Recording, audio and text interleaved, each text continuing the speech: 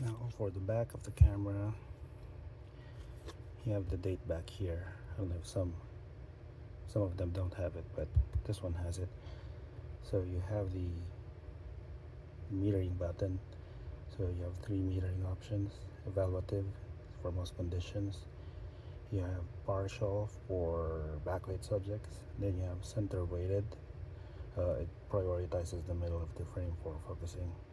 Then you have the mid-roll rewind button, just in case, guess in the middle of the roll of a film you want to rewind it, have it developed or something else, just press this, it auto rewinds it.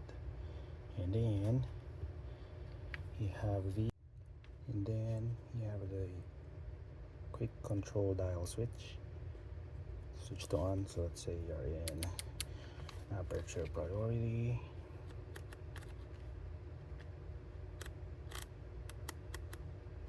you want to see that you want to overexpose it or underexpose it. If you have this off,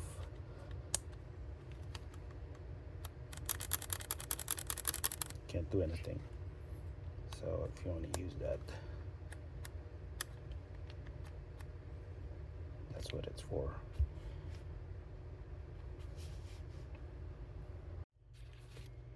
To change the settings, press the function button here at the back and this shows up.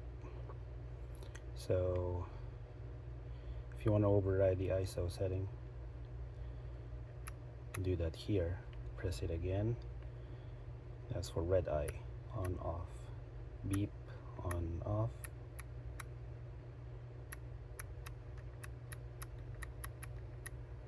bracket,